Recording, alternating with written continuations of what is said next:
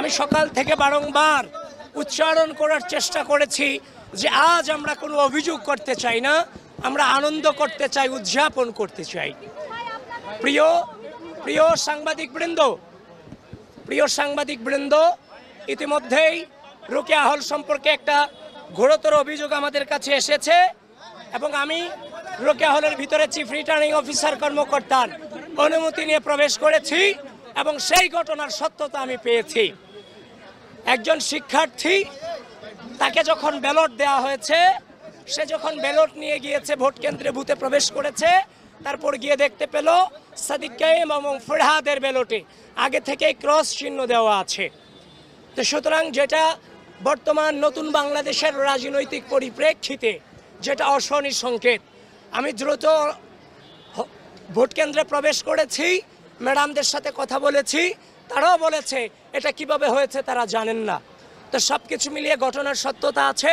আপনারা proper investigation আপনারা আপনাদের জায়গা থেকে করবেন এবং অনাবাসিক শিক্ষার্থীদেরকে আহ্বান করছি, প্রিয় ঢাকা বিশ্ববিদ্যালয়ের শিক্ষার্থীবৃন্দ, বাংলাদেশের স্বাধীনতা, বাংলাদেশের সার্বভৌমত্ব, এই বিশ্ববিদ্যালয়ের শিক্ষার্থীদের মানবাধিকার এবং এই বিশ্ববিদ্যালয়ের শিক্ষার্থীদের মত প্রকাশের স্বাধীনতাকে যেন কেউ মত প্রকাশের স্বাধীনতাকে অক্ষুণ্ণ রাখতে আপনাদের স্বতঃস্ফূর্ত উপস্থিতি একান্তই কাম্য।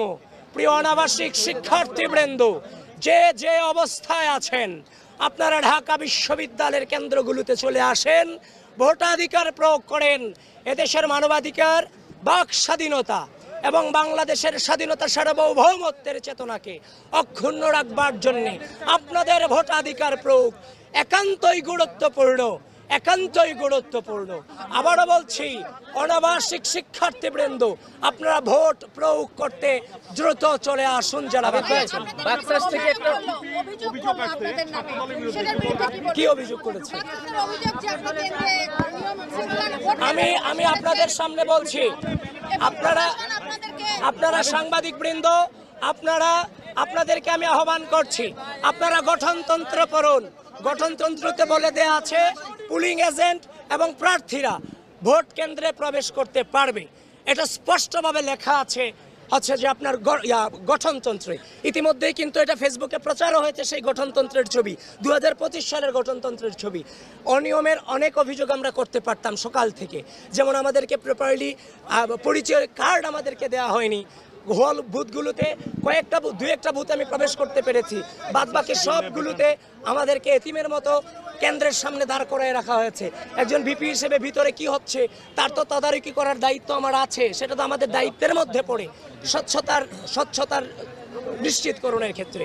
তো সুতরাং যারা আমার বিরুদ্ধে এই ধরনের অভিযোগ করেছে এবং যারাই যে গঠনতন্ত্র না পড়ে এই সংবাদটা যারা ঢালাওভাবে প্রচার করেছেন, আমি আপনাদের আহ্বান করব, এই জুলুমগুলা করা উচিত নয়। কারণ যখন আপনি এগুলো করে ফেলেন, এগুলোর ক্লারিফিকেশন দেওয়ার পর আগেই চরিত্র হনন করে ফেলা হয়। সুতরাং এখনো পর্যন্ত সজ্ঞানে এই নির্বাচনকে সর্বোচ্চ সহযোগিতা করে যাচ্ছি। কোনো প্রকার বাধা তো দূরের কথা, বিন্দু পরিমাণ যে আপনার আচরণবিধি লঙ্ঘনের চেষ্টাটুকু আমরা করছি না। আবিদ ভাই, বাকশাস থেকে অভিযোগ করা হচ্ছে যে 21 হলে আপনাদের নামে যে ব্যালটগুলো রয়েছে সেখানেও ক্রস চিহ্ন দেওয়া আছে, বিশেষ করে কাদের এবং বাকের বলেছে, এই বিষয়ে কি বলবেন? সেটা সম্পর্কে এখনো পর্যন্ত 21 হল দিকে যায়নি এবং সে খবরটা আমার কাছে আসেনি। ইতিমধ্যেই রোকেয়া হল সম্পর্কে যেটা দেখেছি সেটা সম্পর্কে মন্তব্য করছি। একটু পরে আমি ভোটাধিকার প্রয়োগ করতে যাব উদয়ন স্কুলে, সেখানে ওই সম্পর্কে আমাকে জানতে হবে, তারপর আমি মন্তব্য করতে পারবো। এর আগে আমার মন্তব্য করা সম্ভব নয়। আমি আবারও বলছি, ঢাকা বিশ্ববিদ্যালয়ের অনাবাসিক শিক্ষার্থীবৃন্দ, আজকের এই দিন বাংলাদেশের দিন, বাংলাদেশের বিজয়ের দিন, বাংলাদেশপন্থীদের বিজয়ের দিন, বাংলাদেশের ভোটাধিকার, বাংলাদেশের স্বাধীনতা, ঢাকা বিশ্ববিদ্যালয়ের শিক্ষার্থীদের মত প্রকাশের স্বাধীনতা টিকিয়ে রাখার দিন। আপনারা কোনোভাবেই অলসতা দেখিয়ে বাসায় বসে থাকবেন না।